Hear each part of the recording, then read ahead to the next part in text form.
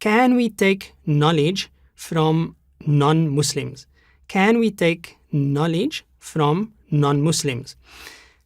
So the first thing, Bismillahir Rahmanir Rahim, the first point that we must emphasize is, as the Prophet ﷺ said, طَلَبُ الْعِلْمِ فَرِيضَةٌ عَلَى كُلِّ مُسْلِمٍ. I'm sure we've heard this before. The seeking of beneficial knowledge is an obligation upon every Muslim. There's no doubt about that. But the question comes from a different notion, in that he explicitly told us not to follow in the ways of the non-Muslims, specifically in the ways of the non-Muslims. So for example, a hadith reads, you will follow the ways of the Romans and the Persians to the extent that if they were to crawl into a lizard's hole, you would do the same.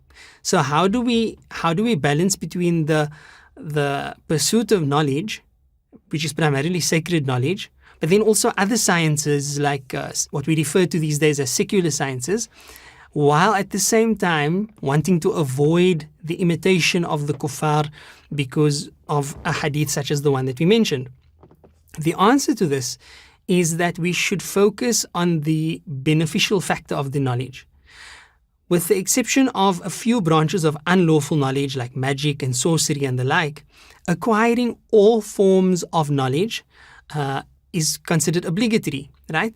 If not fard ayn, which is individually obligatory, such as the pursuit of knowledge of our belief and knowledge of fiqh and so forth, then there would be fard kifaya. For example, medicine, law, all the other professions would be regarded as a fard kifaya. If it is an essential duty for the community, if the facility or the service is an essential one for the community, then it is a fard kifaya. Some people must engage in the pursuit of that knowledge.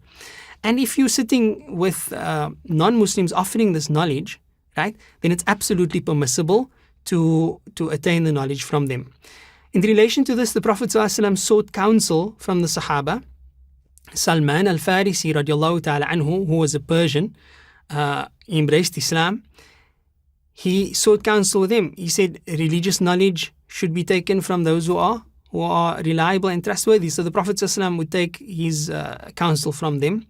However, specifically in relation to taking from them, from the Persians, from the Romans, etc., I would like to share with you some of the other ahadith. The Prophet ﷺ would say that the Romans and the Persians, they don't refer, but rather they engage in what has been referred to as ghayla, right? And ghayla, there's different interpretations for this. The one that is offered in the Sunan of Abu Dawood is that it is suckling a child during pregnancy. So suckling one child while the mother is pregnant with another. Ghayla, however, is also interpreted as intercourse during the nursing period. طيب. But the Prophet ﷺ specifically said that the Greeks and the Persians, or the Romans and the Persians, he saw that they actually practiced this, that they engaged in this ghayla, right? And it caused them no injury, and it caused their children no harm. And therefore, he permitted this particular practice. So this is a clear example of the Prophet ﷺ observing the experience, right? The experiment, if you'd like, conducted by those who are not Muslim, and learning from that and then applying it equally. So it's absolutely permissible. And of course, when it comes to religious or sacred knowledge, however, there we should be careful. And any forms of prohibited knowledge, of course, there we should also be careful. Allah subhanahu wa ta'ala a'lam. La ilaha illallah Muhammad Rasulullah.